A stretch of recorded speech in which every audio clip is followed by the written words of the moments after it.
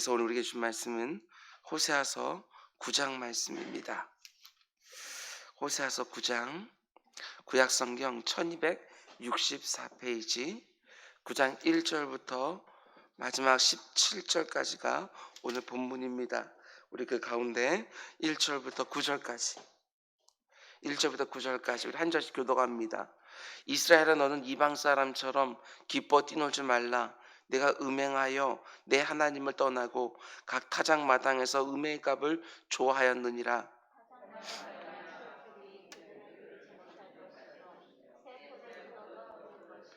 그들은 여호와의 땅에 거주하지 못하며 에브라임은 애굽으로 다시 가고 아수르에서 더러운 것을 먹을 것이니라.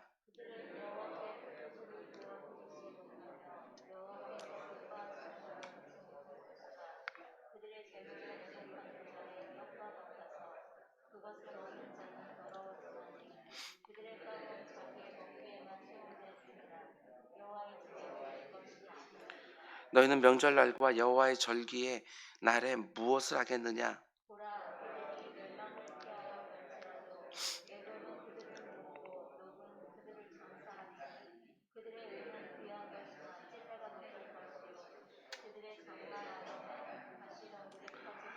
형벌의 날이 이르렀고 보응의 날이 온 것을 이스라엘이 알리라. 선지자가 어리석었고 신에 감동하는 자가 미쳤나니 이는 내 죄악이 많고 내 원한이 큼이니라.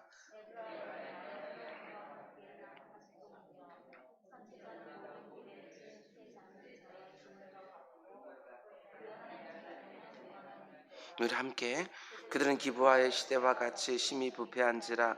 여호와께서 그 악을 기억하시고 그 죄를 벌하시리라. 아멘. 우리 잠시 기도하겠습니다. 사랑해 주님, 감사합니다. 오늘도 우리들에게 새로운 날 허락하여 주셔서 주님의 전에서 하루를 시작하게 하셨습니다. 주님의 전에서 하루를 시작하게 하셨사오니 오늘 하루도 온전히 주님의 인도하심 받는 한 날이 될 수 있도록 인도하여 주옵소서. 오늘도 이 나라와 이 민족을 지켜주시고 이 땅의 교회들을 지켜주시며 우리의 자녀들을 지켜주시며 아버지 모든 만남과 아버지 모든 일하는 가운데 속에 하나님께 주시는 안전과 보호와 공급이 있도록 주님 인도하여 주시옵소서. 말씀을 드리려 합니다. 아버지, 이 시간에도 주님의 말씀 우리 귀에 들려 주옵소서. 이 모든 말씀 예수님의 이름으로 기도드렸습니다. 아멘. 여러분 잘 오셨습니다. 지난밤도 잘 주무셨는지 모르겠습니다. 호세아서 새벽 강의 12번째 시간입니다. 어제 말씀드린 것처럼 내일과 내일 모레 목요일까지 해서 호세아서 말씀을 다 마치려고 합니다. 오늘 말씀의 제목은 내 인생의 모든 즐거운 절기들을 하나님께 감사의 예배로 드려라, 이런 제목으로 말씀드리도록 하겠습니다. 내 인생의 특별한 기념일을 하나님 앞에 늘 감사의 예배로 드려라, 이런 제목으로 말씀 전하도록 하겠습니다. 앞에 나오는 8장에서 우리는 호세아 시대의 이스라엘 백성들의 모습을 보며 탄식하시는 하나님의 모습을 3번의 설교를 통하여 함께 묵상했습니다. 그리고 이어지는 오늘 본문 9장 말씀을 보면 단지 탄식하시는 하나님이 아니라 이제 이스라엘 백성들에게 심판과 형벌을 선언하시는 하나님의 모습을 보게 됩니다. 잘 들으셔야 됩니다. 하나님, 우리가 잘못된 길로 걸어갈 때 단지 탄식만 하시는 분이 아니라 끊임없이 돌아오라고 말씀하십니다. 때로는 말씀으로, 때로는 어떤 사건이나 환경으로. 그럼에도 불구하고 그 죄악된 길에서 돌이키지 않으면 하나님이 매를 드십니다. 형벌하시죠. 하나님은 우리의 생각보다 훨씬 더 오래 참아주시는 분이지만 무한정 참아주시는 분은 결코 아닙니다. 오늘 보면 역시 우리가 읽기에 그렇게 편한 말씀들은 아닙니다. 한번 성경을 보십시오. 7절 앞부분을 보면 형벌의 날이 이르렀고 보응의 날이 온 것을 이스라엘이 알지라. 9절 후반부를 보면 여호와께서 그 악을 기억하시고 그 죄를 벌하시리라. 15절 말씀도 보면 그들의 모든 죄악이 길갈에 있으므로 내가 거기에서 그들을 미워하였노라. 그들의 행위가 악함으로 내 집에서 그들을 쫓아내고 다시는 사랑하지 아니하리라. 호세아서 맨 앞에 어떻게 시작이 되었습니까? 다른 남자 품으로 도망가 버린 그 고멜을 찾으려고 호세아가 그냥 이곳저곳을 헤맨 것을 보게 되었습니다. 그런데 이제 미워하겠다고, 쫓아내겠다고, 다시는 사랑하지 않겠노라고 17절 말씀 보더라도 그들이 듣지 아니하므로 내 하나님이 그들을 버리시리니 그들이 여러 나라 가운데서 떠도는 자가 되리라. 타락한 이스라엘 백성들을 보면서 지금까지 탄식하시던 하나님이 이제 그들을 형벌하시겠다고 거듭거듭 말씀하시는 것이지요. 오늘 본문으로 설교를 준비하면서 이런 생각이 들었습니다.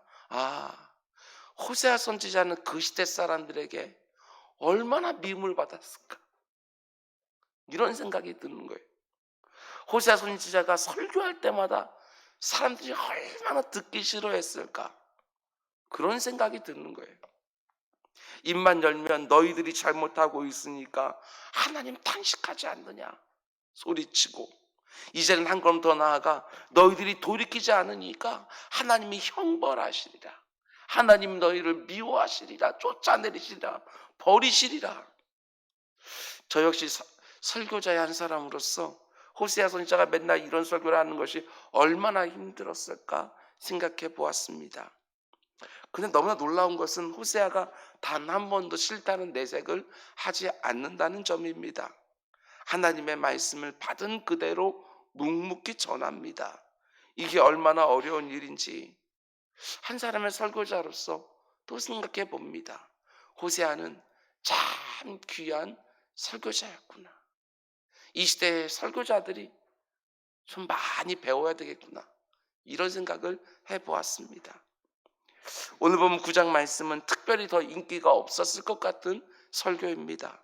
왜냐하면 호세아가 설교하는 장소는 축제가 벌어지는 타작마당이기 때문에 그렇습니다. 사람들이 모두가 다 흥겨운 그때에 하나님께서 너희들이 심판하시리라, 버리시리라, 이런 설교를 또 하고 있으니까. 1절 이스라엘아 너는 이방 사람처럼, 이 말이 굉장히 아파요. 이스라엘아 너는 이방 사람처럼, 이 표현이에요. 기뻐 뛰놀지 마라.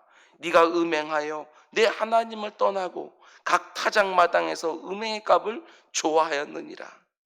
지금 이스라엘 백성들이 추수를 다 맞춰놓고 타작마당에서 잔치를 벌이고 있는 상황입니다. 능경사회에서 추수한 다음에 곡식을 타작하는 날은 축제의 날이지요. 당연히 그 장소는 사람들이 들뜨고 흥겹고 즐거워하는 장소예요. 그런데 하나님이 호세아 선지자를 그곳에 보내서 자신의 너무나 괴로운 마음을 그대로 전하게 하십니다. 왜 괴로워하시죠?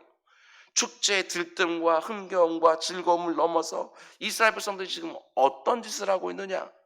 너는 이방 사람처럼, 하나님을 모르는 이방 사람들처럼, 우상 숭배자들처럼 그 축제를 즐기고 있기 때문에 그렇습니다. 그 타작마당 장소에서 뭐 한다고 말합니까? 음행을 하고 있다. 그런데 그게 바로 하나님 모르는 이방 사람들, 우상 숭배자들이 벌이는 축제의 특징입니다. 특별히 가나안 땅 사람들이 믿었던 그 풍요의 신이라고 알려진 바알 우상에게 섬기는 이방 사람들이 바알이 자기들에게 풍성한 수확을 거두게 해줬다고 생각하고 바알 신전에 있는 여사제와 음행하는 풍습이 있었습니다. 그런데 이스라엘 백성들이 그게 좋아 보인 겁니다. 그래서 자기들도 추수를 다 맞춰놓고 그 짓을 하고 있는 거예요. 모르긴 몰라도 술에 많이 취해 있을 것이고 그 상태로 이방 사람들이 하는 그 짓을 똑같이 하고 있는 것이지요. 그래서 하나님이 호세아 선지자를 그 타작마당 축제 장소로 보내서 책망하시는 겁니다. 아니 너희들 지금 뭐 하는 짓들이냐? 이방 사람들처럼 뛰놀지 마라.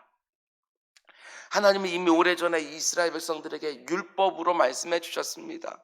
추수를 마치고 나서 하나님께 어떻게 감사를 표해야 되는지를 이미 율법에 말씀해 주셨습니다. 이스라엘 백성들은 이방 민족들과 반드시 구별되어야 되는데 추수한 다음에 하나님께 감사하는 방법도 구별되어야 됐습니다. 레위기 23장 한번 찾아보시겠습니까? 레위기 23장 잠시 거기 펴놓고 계십시오. 여러 구절을 좀 읽어야 됩니다. 레위기 23장 레위기 23장 1절부터 좀 보시기 바랍니다. 레위기 23장 1절부터 여호와께서 모세에게 말씀하여 이르시되 이스라엘 자손에게 말하여 이르라. 이것이 나의 절기들이니 너희가 어떻게 하라고요? 성회로 공포할 여호와의 절기들이라. 이렇게 말씀한 다음에 9절 이하의 말씀입니다.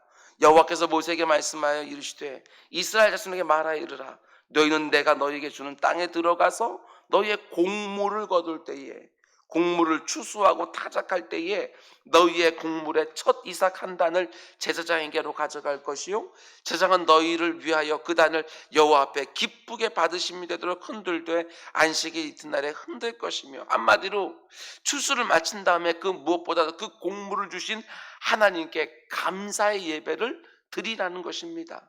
그 즐거운 자리를 하나님 앞에서 성회, 거룩한 대회가 되게 하라고 말씀하신 거예요.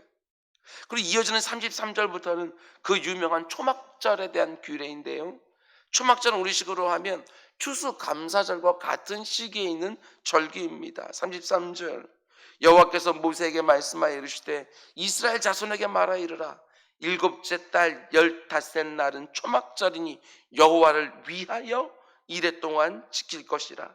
첫날에는 성회로 모일지니 너희는 아무 노동도 하지 말지며 이래 동안에 너희는 여호와께 화제는 곡물로 드리는 제사를 말합니다. 화제를 드릴 것이요 여덟째 날에는 또 너희는 성회로 모여서 여호와께 화제를 드릴지니 이는 거룩한 대회라.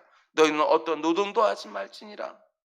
이스라엘 백성들이 보리 추수를 한번 하고 밀 추수를 한번 하게 되었었는데, 두 번째 추수할 때 아예 7일 동안 하나님 앞에 모여서 특별한 성회, 집회를 가지라고 이렇게 말을 하고 있습니다. 하나님이 이스라엘 백성들에게 추수감사절을 어떻게 드리라고 말씀하시느냐, 하나님을 모르는 이방인들과는 구별되게 하라는 거예요. 어떻게 하는 것이 구별되는 것입니까? 예배를 드림으로, 거룩한 성회로 모임으로 구별되게 하라 말씀하셨습니다. 그런데 호세아 시대 사람들이 어떻게 합니까? 하나님이 드리라는 방식으로 추수감사절을 지키는 게 아니라 누구처럼? 이방 사람들과 똑같은 방식으로, 하나님이 명하신 대로 구별되는 것이 아니라 오히려 이방 사람들을 따라하는 거예요. 그래서 하나님은 호세아 선지자를 보내서 자신의 괴로운 마음을 토해놓게 하십니다. 얘들아, 너희는 이름만 내 백성이지 너희가 하는 행동은 세상 사람들과 다를 게 하나도 없구나. 내가 이렇게 풍성한 추수를 주었는데 너희는 어떻게 우상 숭배하는 자들과 똑같이 즐기고 있냐. 여러분, 우리는 어떻게 하고 있는지 본문 앞에서 돌아봐야 됩니다. 오늘 우리가 농사를 짓지 않기 때문에 타작마당의 축제는 벌이지 않지만 이런저런 이유로 모여서 잔치를 벌일 때가 종종 있지 않습니까? 결혼식을 하고 피로연을 하는 모습도 하나님을 모르는 사람들과는 달라야 됩니다.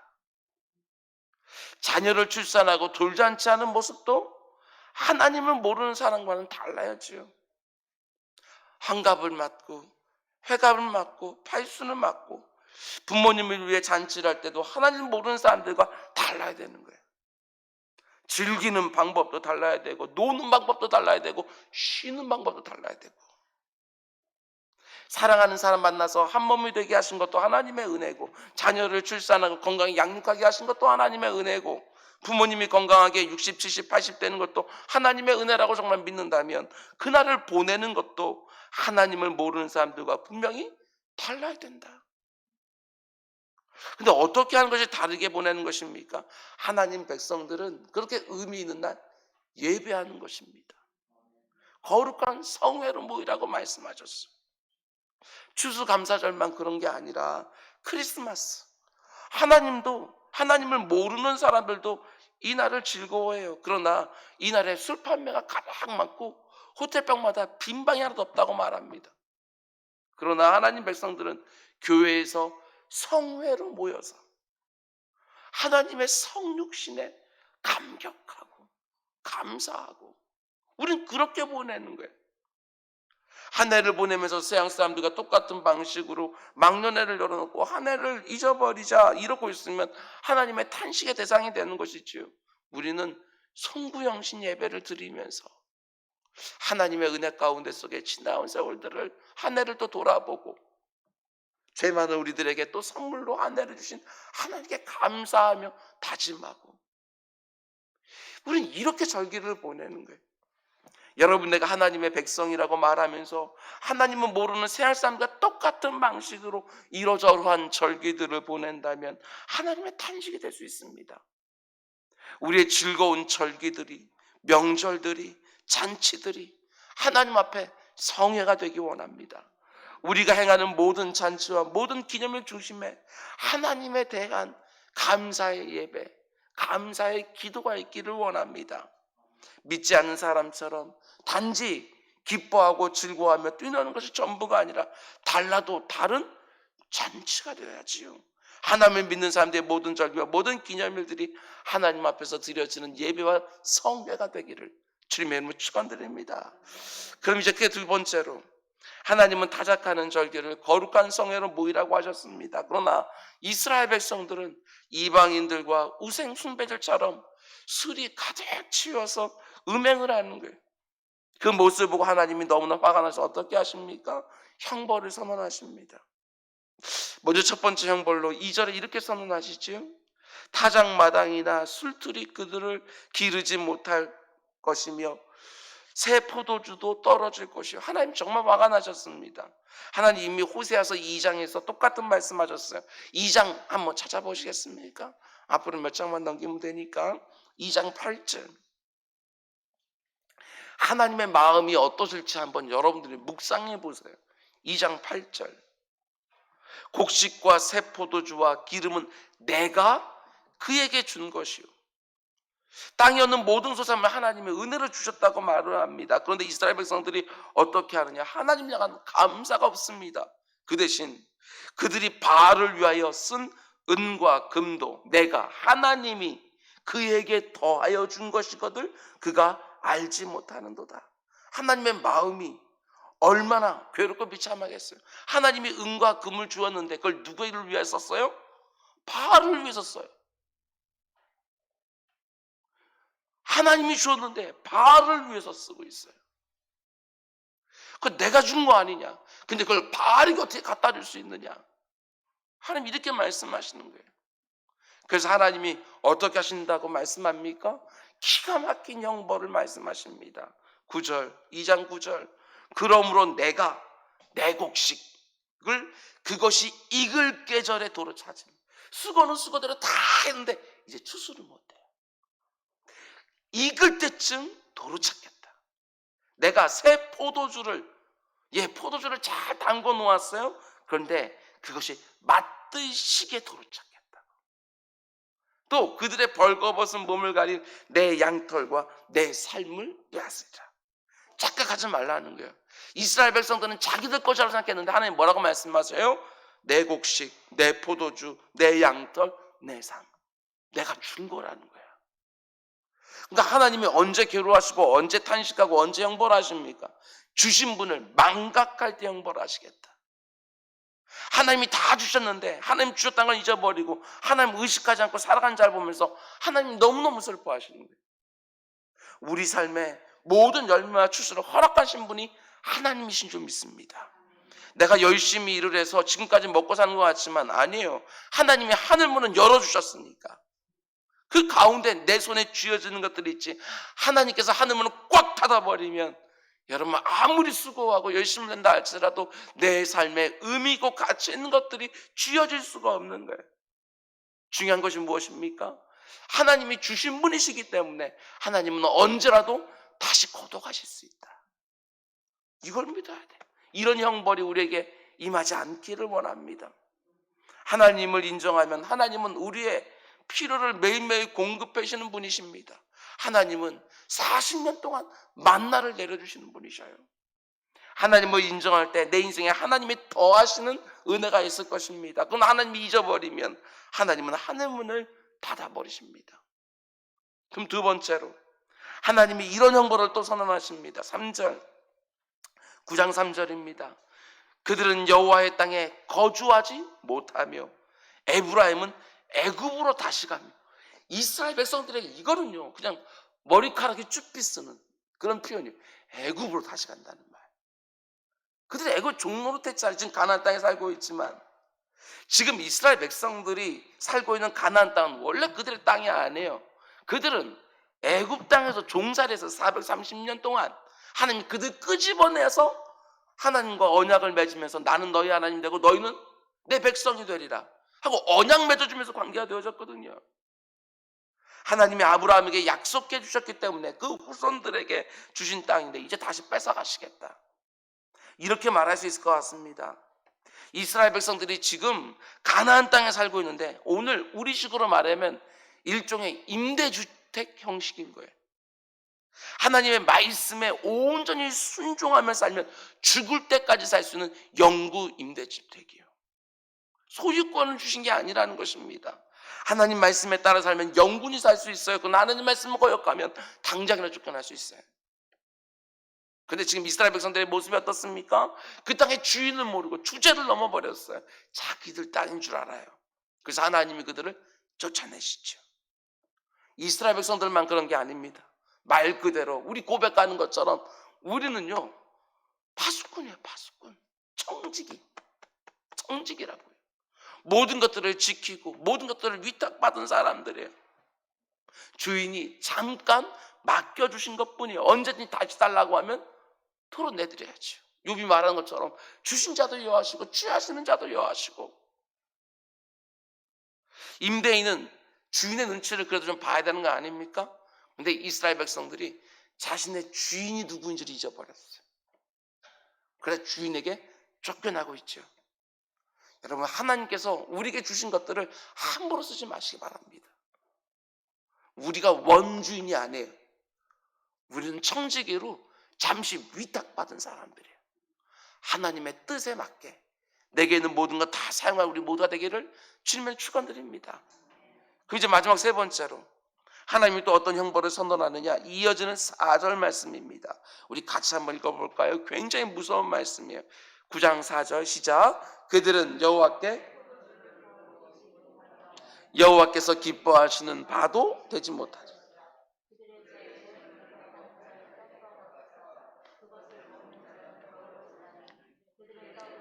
자기의 먹기에만 소용될 뿐이라 여호와의 집에 드릴 것이 아닙니다. 전 이 말 표현이요 너무너무 무서웠어요. 하나님의 집에 드릴 게 아니다. 그런 거 하나님 앞에 드리지 마라.